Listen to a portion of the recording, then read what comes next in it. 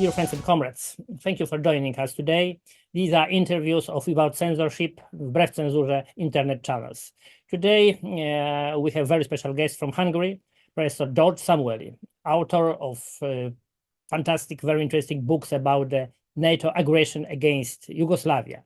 And to have this conversation, I invited my dear friend, Mateusz Piskorski, to co-host it. Welcome, Mateusz, and please, your voice is yours. Thank you very much, George, for joining us. Our guest today is George Szamuely, Senior Research Fellow and Global Research Institute.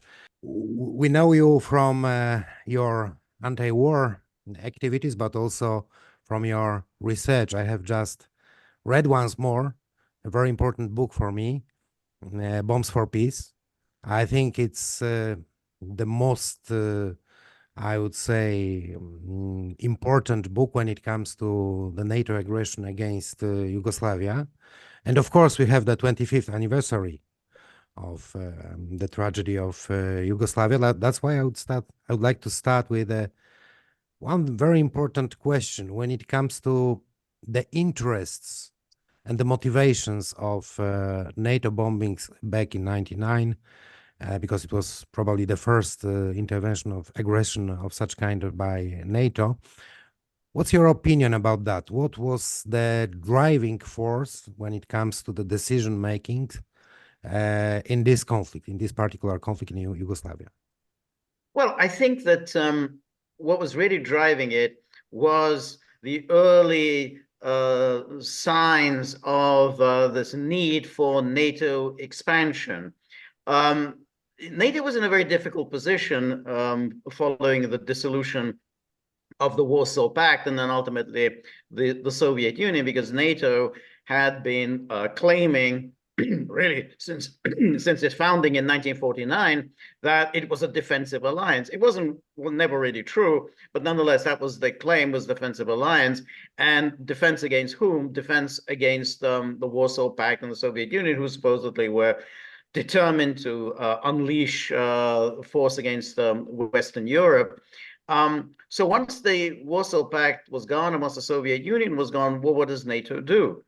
And they had to think very fast. Well, what are we going to do? So they had to invent new missions, and they had to justify the policy of expansion, because the policy of expansion started right away. I mean, they didn't even wait. I mean, it began really almost within days of the dissolution of the Warsaw Pact. They were trying to bring in more and more of the new members, and particularly the former allies of the Soviet Union. So they had to then think, well, what's going to be the justification? And over the years, they've come up with innumerable justifications. But the first one was the humanitarian intervention. I mean, it came around, it came on the fly.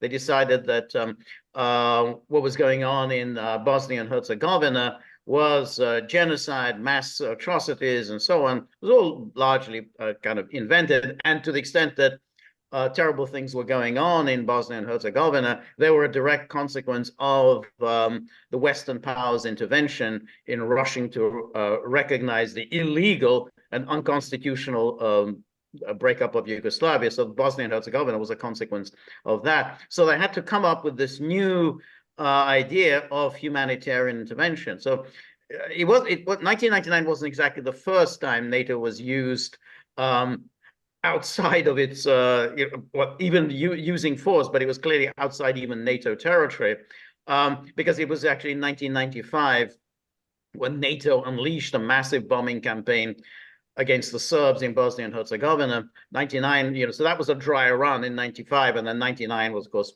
absolutely directed at Serbia. So I think what the motive was that to find this rationale. Why we need NATO? Why do we need NATO? Well, because if we don't have NATO, terrible things are going to happen. Instability, crises, humanitarian disasters, mass atrocities. NATO is the organization that's going to stop it. And if you recall, and I'm sure you remember, right in the middle of that bombing campaign, NATO had its 50th birthday party, at which it welcomed the 3 new members, which was Poland, Hungary, and the Czech Republic. So this was a perfect symbiosis that, hey, we need NATO now more than ever. And look, we've now introduced these 3 new members, and here they are at our 50th birthday party, and we're congratulating ourselves on this new mission that we've undertaken. Mm-hmm. We remember that perfectly because that was absolutely the very first action of the NATO pact just after Poland's accession, and it was also very significant about the Polish position within NATO, because Polish leaders get information about NATO bombing attacks from the CNN, not from the Western capital. So that was the first symptom. What is the real position of Poland within NATO pact? That's right. No, exactly. I mean, funnily enough, Hungary, which was then inducted with Poland, it was actually led by Viktor Orban. I mean, this was Viktor Orban's first go-round as prime minister. I mean, he was obviously very young, very inexperienced, and he was on board for this bombing campaign, on board for the anti-Serb propaganda campaign. So if you go back to those days in '99, Orban was spouting all the familiar cliches about the Serbs. I think Orban has thought better of it. He has good relations now with Serbia and with the Republika Srpska. But yeah, that was they were all very proud that here now we've got this new alliance. What they didn't realize at the time, I assume they didn't realize that this is going to be even worse than the Warsaw Pact. I mean, in the Warsaw Pact, they didn't really have to do very much. I mean, it was there was it was a kind of a fig leaf that this was an alliance and so on, but ultimately it was just the Soviet Union. Now in NATO, they kind of have to take part in NATO operations, whether they like it or not. And I think someone like Viktor Orban kind of realizes, well, Hungary is now signed on to a very, very dangerous foreign policy. And one of the victims of this foreign policy, which in Ukraine, will be Ukraine's neighbor, which is Hungary. So now that you've joined this alliance, you are really in the front line and could get absolutely hammered in any future war. The same goes for Poland, of course, unfortunately. Yes. But going back to this idea, you devote a lot of pages in your book for the whole idea of humanitarian intervention and this idea of responsibility to protect, right? And my question is, do you think that NATO still needs such kind of ideological explanation of its activities, or it's over, or it was only a kind of ideology of the 90s? Well, that's a very good question. I think it's a mixture of things, because that was the ideology in the 90s. They didn't really have anything else to go for other than this humanitarian intervention. And then, but then what happened after the 90s? Well, suddenly we had the war on terror. So after the 9/11 attacks, the war on terror. And then NATO, of course, got itself involved in that. I mean, it got involved in Iraq and in Afghanistan. And so suddenly, hey, this is the global war on terror. That's the big issue of the day. And then, of course, along the way, they kind of invented new things like, oh, protecting women. We have to protect women. So apparently Afghanistan, because, is run by the Taliban, with their primitive idea of Islam. So, oh, women, we got to provide schooling for women. So that became a new rationale. And then after the global war on terror, what was the next thing? Well, next thing was, of course, Russia. So that was after, the 2010, 2011, and to that, basically after the return to power of Viktor Yanukovych. So, hey, it's Russia. Russia's the threat. Now, during this time, NATO is kind of inventing new ideas. So although it's now gone back to its original mission, which is, oh, Russia's the enemy, and we need to protect ourselves from Russia, along the way, it's kind of inventing new things like international justice. We need international. We need to bring Russia to account. So we got to support international criminal court. And so on. So that kind of also returns to the 90s idea. Oh, we need accountability. Terrible leaders need to be brought to justice. So NATO just invents new notions as it goes along. But what has happened is during this time is that NATO has expanded enormously, just even since 1999. I mean, 1999, you just had Poland, Hungary, and the Czech Republic. We've had 4 major expansions since then. So all of the Warsaw Pact countries are now in NATO. 3 republics of the USSR, the 3 Baltic states, are now in NATO. 4 of the 6 republics of Yugoslavia. Let's remember, Yugoslavia had not been a member of the Warsaw Pact. It actually had kind of mixed relations, to say the least, with the Soviet Union. They are now in NATO.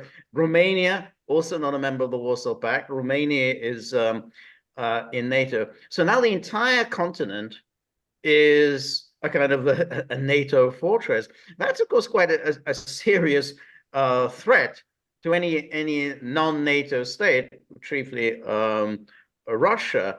And who are the holdouts? Well, the holdouts is Serbia and Bosnia and Herzegovina, but only because of the Serbs, because as far as the Muslims and the Croats in the Muslim Croat Federation, they're quite happy to get NATO. And then go to Austria and then Switzerland. I can quite see the pressure is going to mount on Austria and Switzerland to abandon their neutrality and to be inducted into NATO. And there's constant pressure against the Serbs. And how does this pressure manifest itself? By the constant denunciation of the Serbs that they are trying to create a new war in the Balkans. They're seceding, they're threatening to secede, which is going to cause instability, and NATO is going to have to do something about it. So that's part of how they're trying to pressure the Serbs, so that the entire continent, there'd be nothing, no inch of Europe that will not be NATO territory. So Serbia would be a small island there in the Balkans. Well, that's the way it is. If you look at the map now, Serbia and Bosnia-Herzegovina, that's pretty much sort of an island. Everything else is NATO land. Yes, exactly. You have also studied a lot the activities and the nature of the International Criminal Court for former Yugoslavia and the idea of such courts as such. And you have claimed that well, those courts are just instruments of the NATO policy. So what do you think generally? I mean, if someone could think about such a thing like, international justice and so on, would it be possible just theoretically to organize such a court which would be not a subject of a pressure from NATO or any others, which would be a real court, not a political instrument, or is it unrealistic? I mean, thinking in terms of such kind of justice.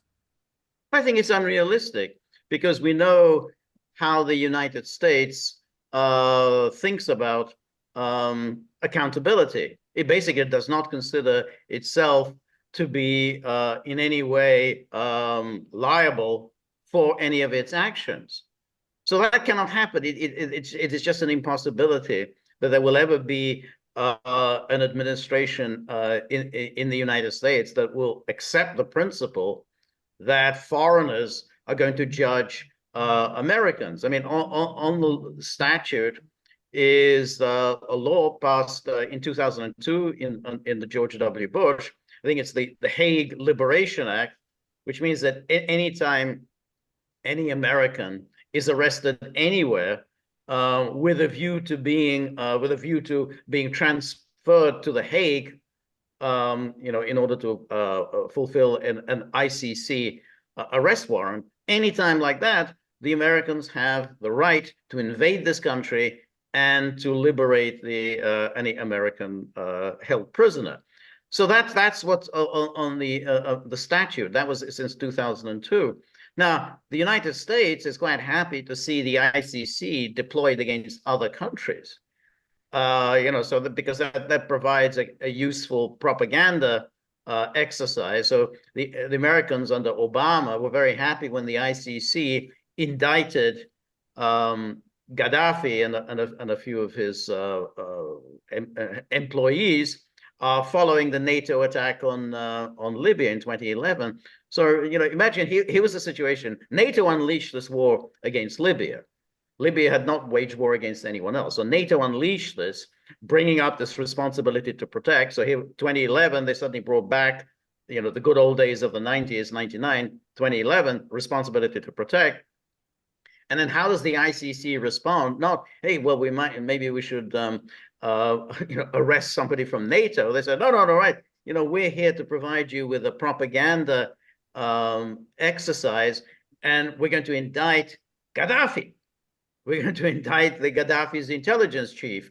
We're going to indict Gaddafi's son. And then they made clear, we're not going to indict anyone from NATO. That's because NATO is just not going to accept this. So we're not going to indict anyone from NATO. We're just going to indict NATO's enemies.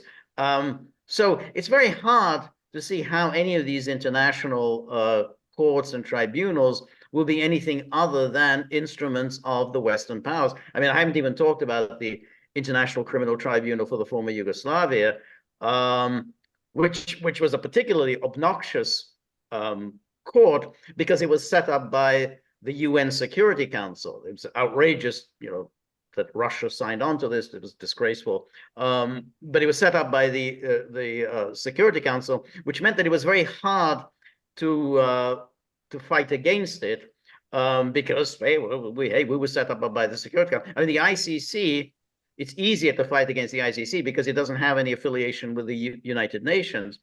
But if you look at the record of the Yugoslav tribunal, it was almost entirely directed at the Serbs.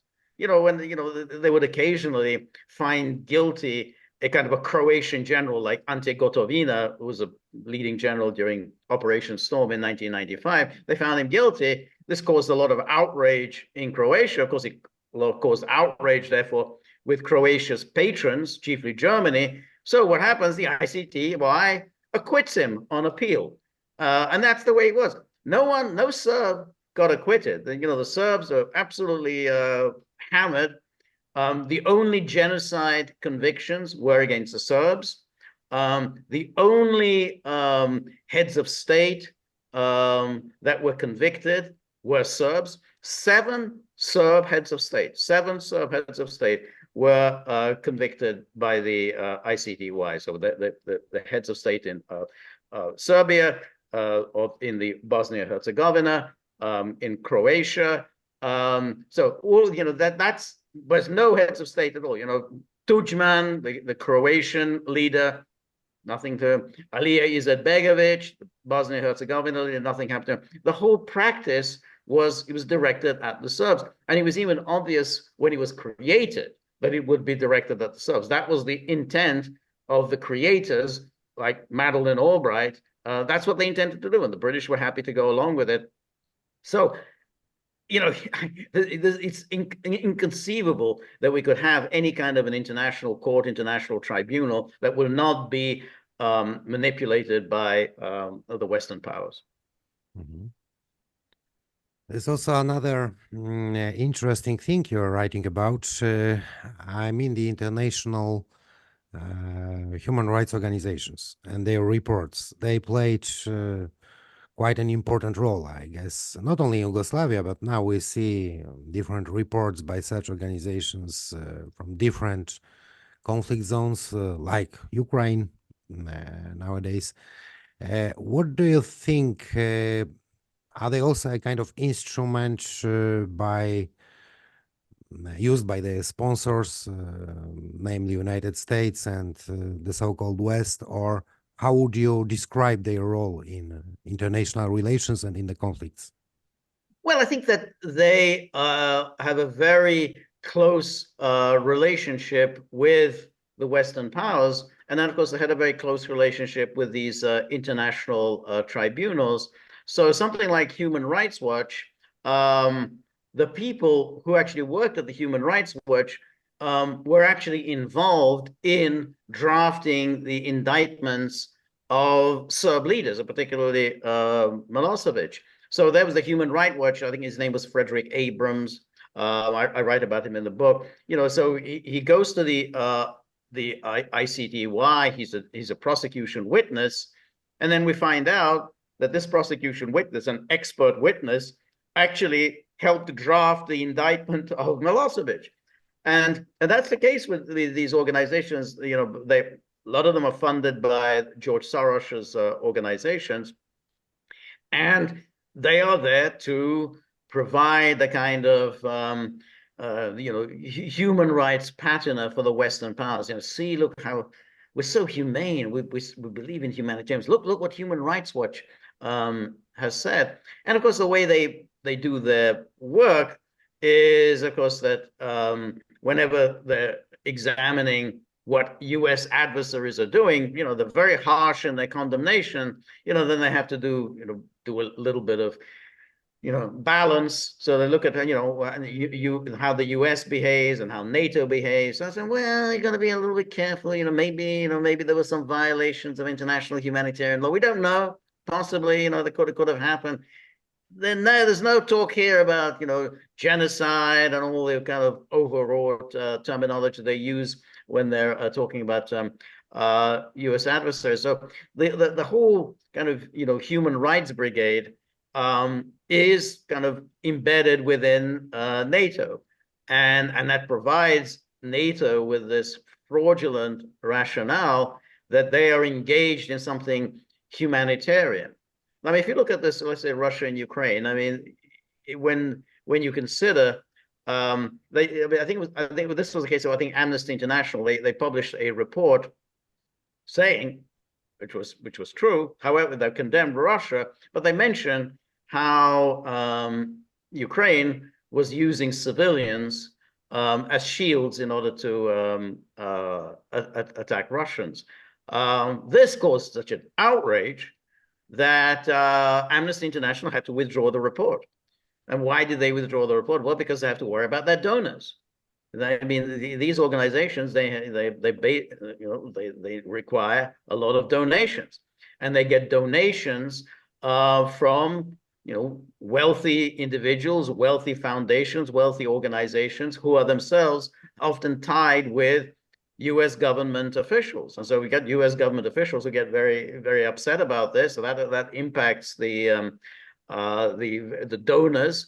And suddenly you're facing, hey, we're going to lose our funds. So you have to withdraw this report, even though everything, Amnesty International did not say, hey, what we said in this report was wrong. They just said, hey, we got to, hey, we don't want to lose our donors. And again, if you look at sort of Human Rights Watch, who are on the board of Human Rights Watch? Yes, you'll find these are former U.S. government officials. You have people who have, had senior positions in all sorts of banks, foundations. This is where the rich and the well-heeled in America and Europe reside. Well, naturally, they expect their reports to reflect it, which is somehow, well, the U.S. is on the side of good, and there are these terrible people out there who need to be taught a lesson.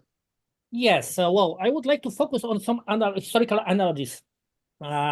Well, I intended to start from another one, but when we are talking about the human rights, one of the most infamous politicians involved in accusing Serbian government and Serbian people for the war crimes was Polish politician Tadeusz Mazowiecki, who was the man who covered and expanded the Srebrenica hoax. Yeah. And in your book, you mention a couple quite similar examples, like, for example, negotiation about the Bosnia status have been cancelled because of this bomb attack in Sarajevo. The same technique was used about the Kosovo problem when escalation started with these so-called massive graves, which has been announced as under the table only Albanian civilian victims only. And well, this is very hard not to find the similarities with the Bucha story, and with another history is always used for justification, another responsibility to protect actions in Syria, in Libya, and now in Ukraine. So do you think that there are more such analogies between NATO aggression against Yugoslavia and NATO involvement in Ukrainian conflict. No, I absolutely agree with you, because, and it's very interesting. I mean, the examples that you cite, because there were in fact three bomb attacks, three marketplace attacks in Sarajevo, almost exactly the same place, and almost exactly why, you know, at critical moments. So the first one was just before a meeting of the UN Security Council. Now, this UN Security Council meeting, there was a report by the UN Secretary General who said that Serbia was complying with the requests that had been made, which was that they were withdrawing their forces from Bosnia and Herzegovina. But of course, you had the NATO powers who were desperate to impose sanctions against Yugoslavia. So they had a real problem. You know, the Secretary General was saying, yeah, you know, the Serbs are doing what they said they would do. That attack, this was the first Sarajevo marketplace attack, then had the effect. The Secretary General report was shelved. Nobody actually saw that report, and instead, you know, they all denounced the Serbs. The Serbs immediately were accused of being behind it, and even though the UN personnel on the spot, including I think Mackenzie at the time, General Mackenzie at the time, had doubts whether the Serbs were really behind this. Boom, they imposed the sanctions. That was a crucial moment. That was, you know, because up until then, there hadn't been sanctions, but there was May 1992, they imposed sanctions against Yugoslavia. And then the second bomb attack was, they were very close to an agreement. You know, this was the Owen Stoltenberg plan, which was going to create this a kind of a confederation between three different entities within Bosnia and Herzegovina. The Muslims were not happy, but by then Owen and Stoltenberg were getting a little fed up with the Muslims. But you had one of the worst of the attacks. I think something like 60 people were killed. Right away, the Serbs were blamed, and that was the end of the peace plan. You know, mission accomplished. And of course, the third one, that was the one that triggered the first NATO attack against the Serbs in 1995. Again, and this time there was a UN inspector, who actually a Russian, who actually, I think his name was Demurenko. I think he said, no, that this is impossible. He actually conducted an investigation. It is impossible for the Serbs to have done this. But of course, that was again suppressed because they were so anxious to get this bombing off the ground. So within days, maybe 2 days after this this bombing at the Sarajevo marketplace, already the NATO was flying its bombs against the Serbs. And then what you said about Kosovo, that was Ratchak, which again was, they arranged the bodies, and what happened was, we know there was a firefight between Yugoslav forces and the KLA. This was observed by the OSCE. There was a Kosovo verification mission from the OSCE. They observed the firefight. They were notified about this by the Serbs. They said, here, this is a KLA base. No one disputes that. There was a KLA base at Ratchak.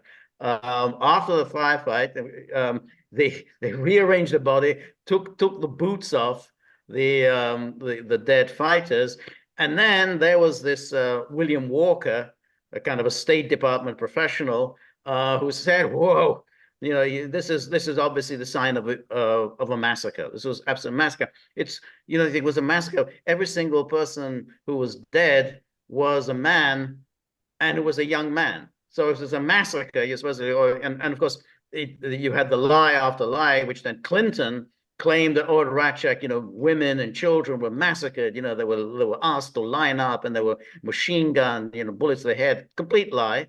Of course, we know it was a lie. Ratchak was just a staged massacre. So we have exactly the same scenario played out in Bucha.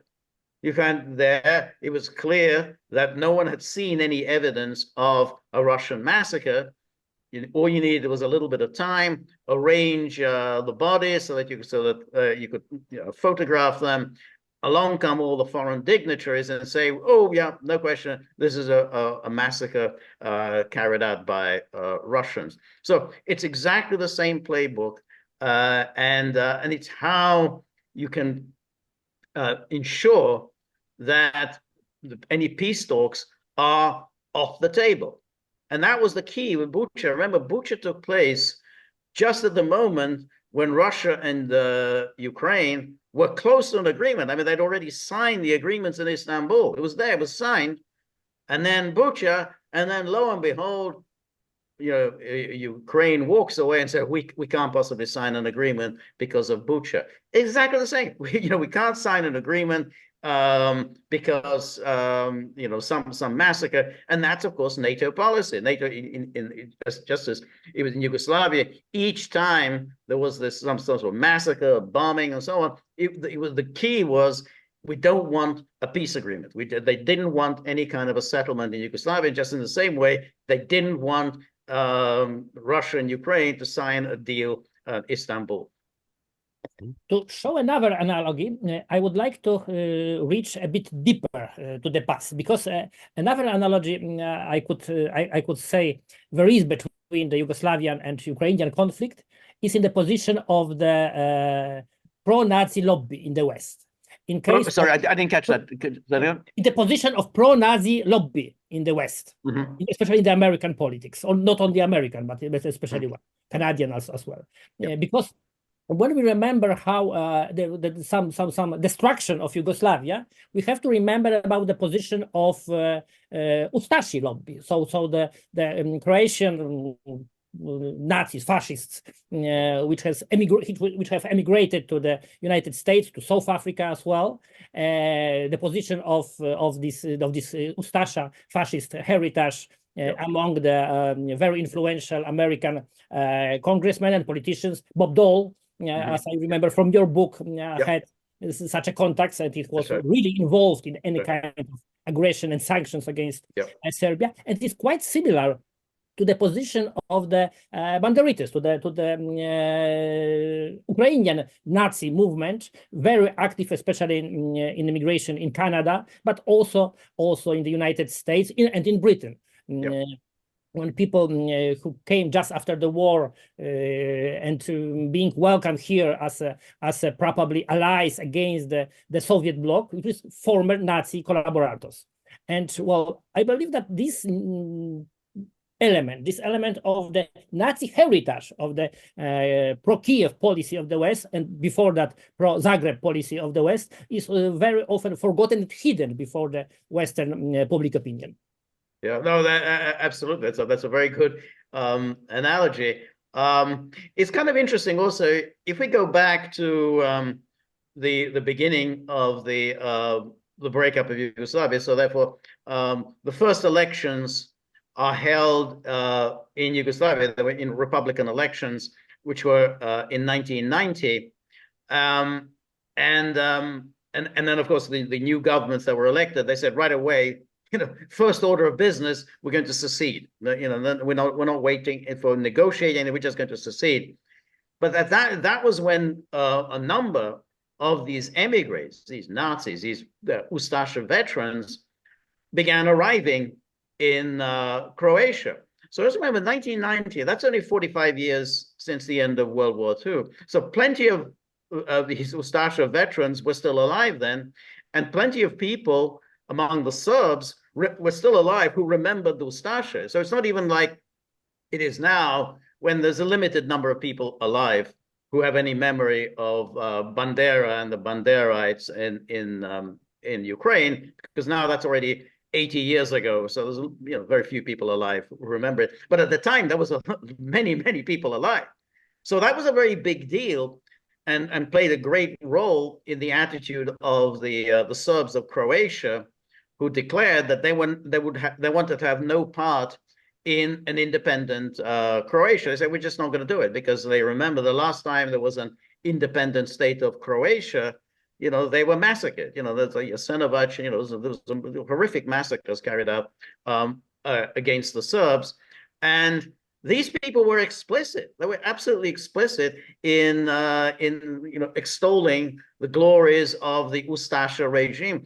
Tudjman, who was elected president, said that the Ustasha government in World War II was a legitimate national aspiration of the Croatian people. They said it. Now, people immediately denied it, and much the way they deny today. Oh, well, Zelensky can't be a Nazi because he was a Jew. So, oh no, you can't have Tudjman can't possibly be a Nazi. Tudjman was a communist. He fought on the partisans during World War II. Well, that may be. That was a long time ago. Since then, Tudjman had changed his position and had become a Croatian nationalist. I mean, he'd actually been imprisoned in 1970 for his nationalist activities. So, and then we have Izetbegovic. Izetbegovic was imprisoned after the war for collaboration with the Nazis. So again, you also have going back to their record in World War II. But the point is that given this record, and given that they were shameless in essentially expounding on the greatness of those great days of World War II, you can understand why the Serbs were very concerned about it, and the Serbs wanted no part of these newly independent states.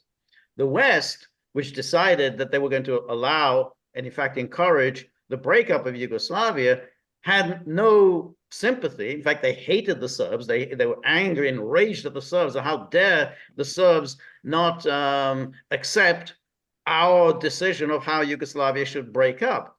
And so how could they explain it? Well, they explained it by saying, oh, it was all Milosevic. So Milosevic is this terrible person. He who was telling the Serbs that they should not welcome the creation of these new states. And otherwise, imagine if it hadn't been for Milosevic and the Serbs of Croatia, they wouldn't have paid any attention to Tudjman. They wouldn't have paid any attention to the return of the Nazis. They would have just been happy to accept this new independent state of Croatia. It was all the fault of Milosevic. And it's very similar now to say, oh, no, when you think of these people in the east of Ukraine, the people of the Donetsk and Lugansk People's Republics. Oh no, they don't want to leave Ukraine because they basically the Ukraine, the Kiev, this whatever fascist regime that came to power in Kiev declared war against them. No, that has nothing to do with it. It's all because of Putin. It's all because of Russia. The Russia told them to leave Ukraine. No. If it hadn't been for that, then it would, when you think, yeah, but they were basically an economic boycott was imposed on them. Water was denied to the people of the Donbass. No. They would have been happy to be a part of Ukraine. It's all because of Russia. Russia kind of persuaded them to want to have nothing to do with Kiev. Mm-hmm. Well, I'm looking at what is happening from a certain distance, and you are both in United Kingdom. I'm not in the United Kingdom. You are not in the United Kingdom. I'm in Hungary. I see you are in Hungary now. So I will have another question about Hungary, by the way. But you spent a lot of time in United Kingdom. I spent many years in the UK. So you know UK as well as Konrad does. And my question would be about the role of United Kingdom in that conflict in the 90s in Yugoslavia. I mean, Tony Blair, you mentioned him. Because I understand the geopolitical interests of Germany, let's say, in the Balkans, yes. I understand the, let's say, global geopolitical chess played by United States as well. But what was the interest and the motivation of British political class to be so active back then in Yugoslavia? And also now, I mean, we remember the role of Boris Johnson, who probably broke the peace talks, according to the Speaker of Ukrainian Parliament, David Arhamia. Yes, that's a very good question, and there isn't an easy answer to explain. The British have been were the most belligerent on Yugoslavia, and they've been among the most belligerent on Russia. And what is surprising is that they were allies of the Serbs in 2 world wars. And there was a long kind of, British sentimentality about Yugoslavia, because the British were kind of involved in the partisan fight in World War II. They were providing assistance to Tito.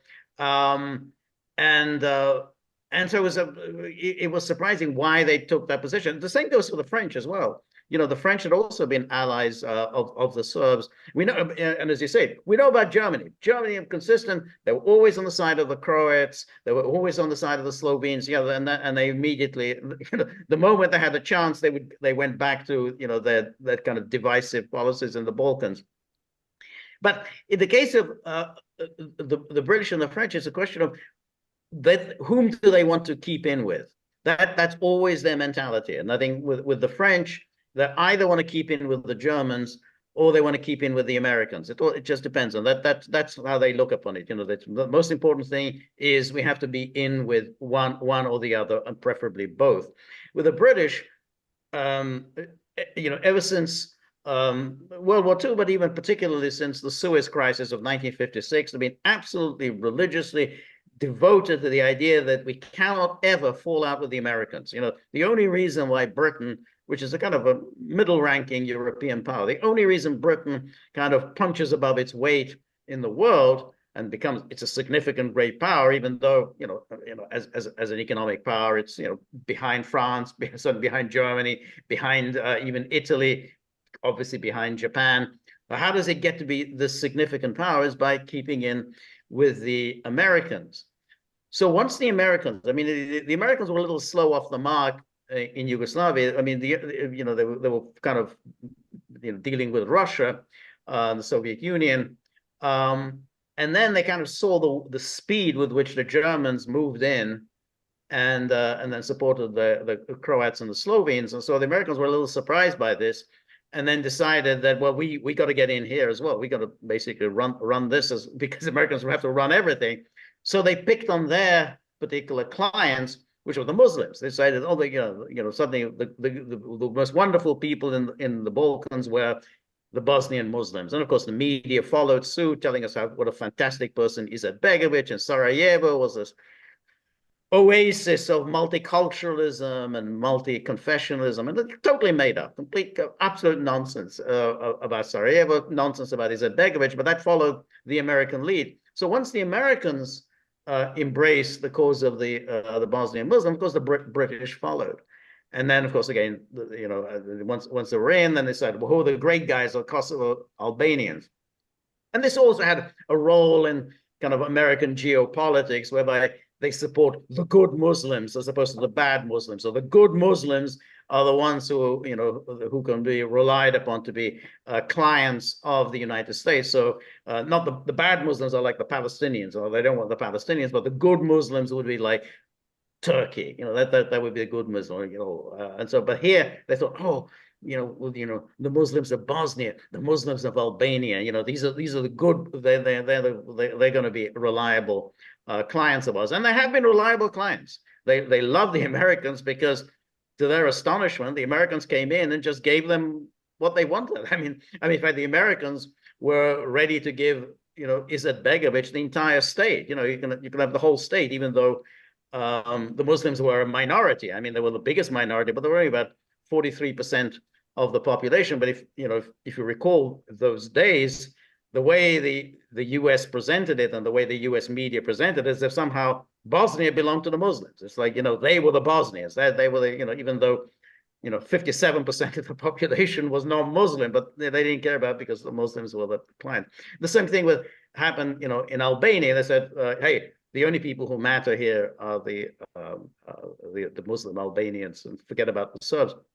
But the British followed this idea absolutely religiously, right. And that was what Tony Blair was about, because then Tony Blair, within a few years, declared, global war on terror, that's me. That's, I'm down for that. Invade Iraq, yeah, absolutely. And so this is, again, the mentality. Now, Blair, of course, came up with this, the humanitarian intervention. He gave a big speech. He gave a big speech in Chicago in April '99. That's what it's all about, humanitarian intervention. But ultimately, it was always about keeping with the Americans. And that's why he did it for Clinton, and he did the same thing with Bush. And now, we have the various characters in 10 Downing Street with first Johnson, Liz Truss, Rishi Sunak. Hey, we're more anti-Russian than the Americans. So, now they really love us in Washington. So there's a competition between them. Exactly. That's my question, because because following the same torch like as Mateusz, I remember what you have written about how disappointed Washington was because of the, for example, Cutileiro plan and involvement of the European powers in attempts to solve the Bosnian Yugoslavian problem. And that was some kind of competition between Germans and in general European Union, European community, and the USA in the post-Yugoslavian territory, post-Yugoslavian area. Do you believe that it's still possible to have quite similar competition between Europe, for example, between France and Germany and the USA and UK on the other side? So could they compete in case of Ukraine? Could they have different plans for Ukraine, or is just one line and one policy together, Anglo-Saxon and European part of NATO? What do you think? No, I don't think it's at all possible for there to be any divisions within NATO. I don't see it at all. I think that was the moment. I think in a way Yugoslavia was a defining moment when I think the Europeans did think, well, hey, Cold War's over. This is the European moment. It's happening in Europe's backyard. We're going to solve this. We don't need the Americans. We're going to show that we have an independent foreign policy, our own autonomy from the United States. And you're right. I mean, there was the Cutileiro plan, very reasonable, could have avoided the war.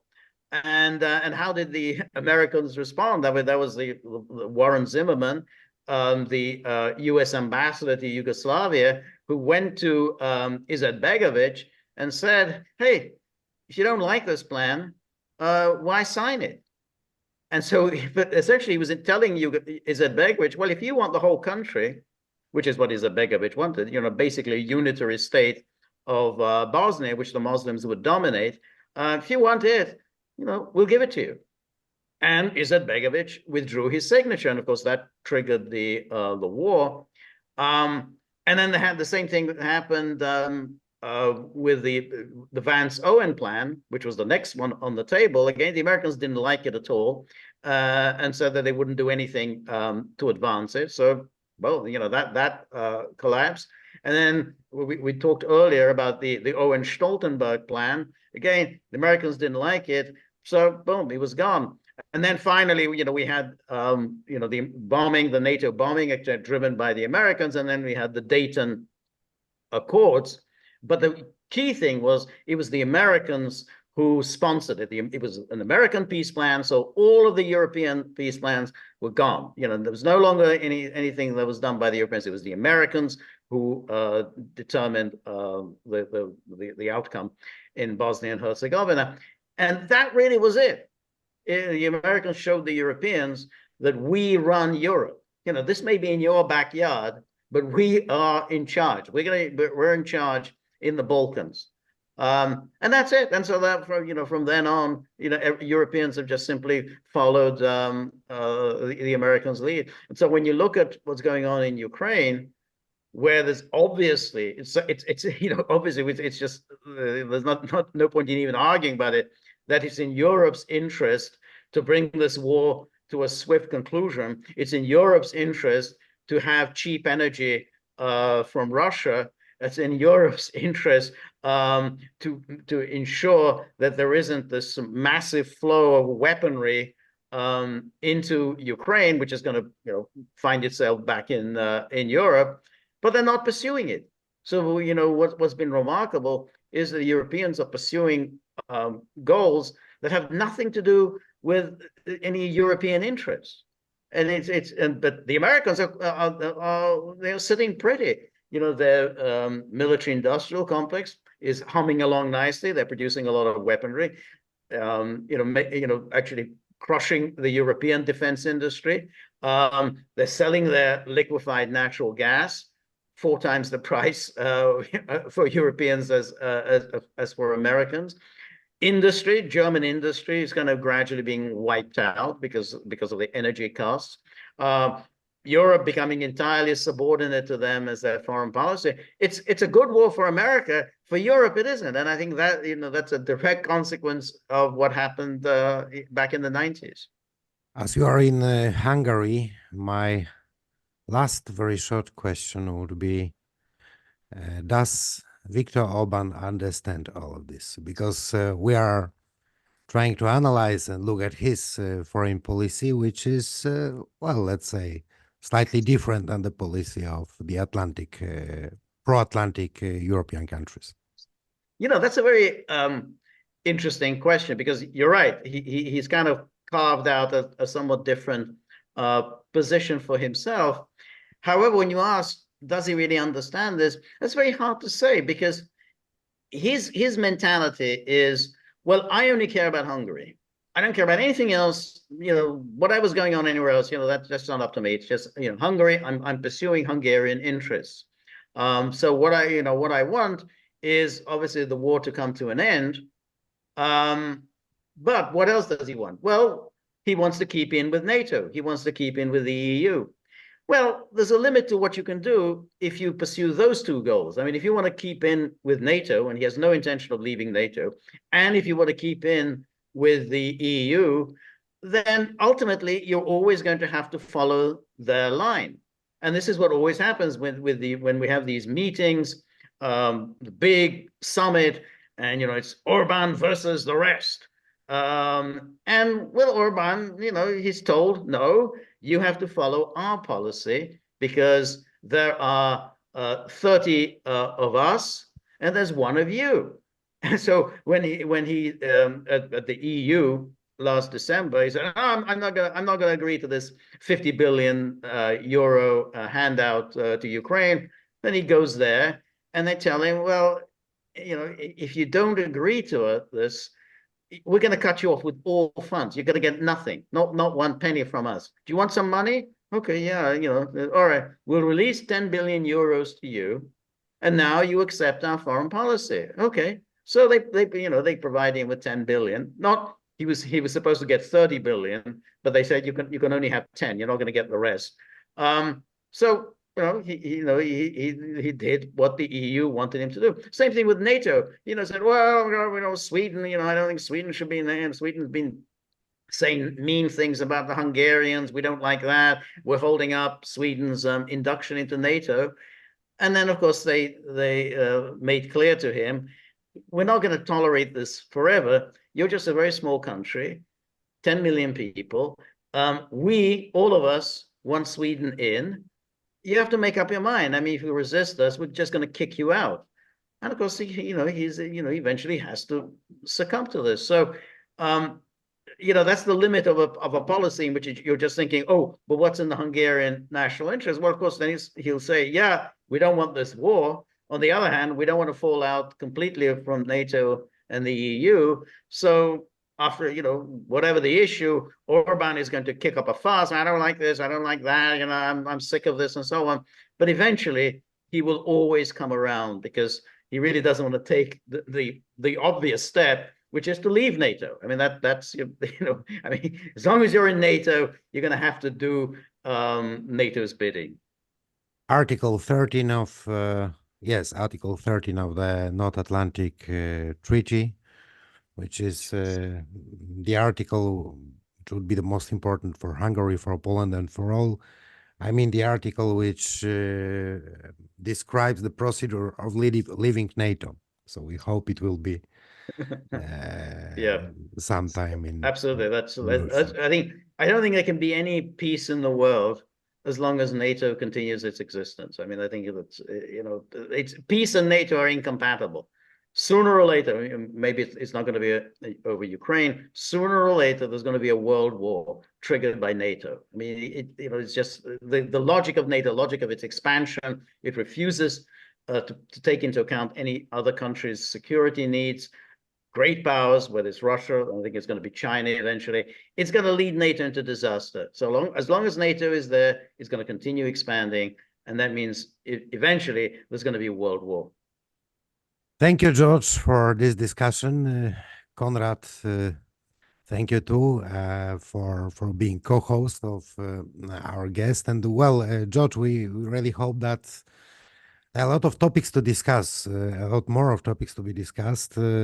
Also, I think that the Polish viewers and listeners are quite interested in what you are saying, not only about Yugoslavia, but particularly about NATO. So hopefully we'll continue our discussion in the nearest future. Thank you very much. Thank you. Thank you once again, Mateusz. Thank you, George. And we will meet again with another fantastic guests, with another interviews of Without Censorship, Wbrew Cenzurze internet channels. Please follow us on Twitter.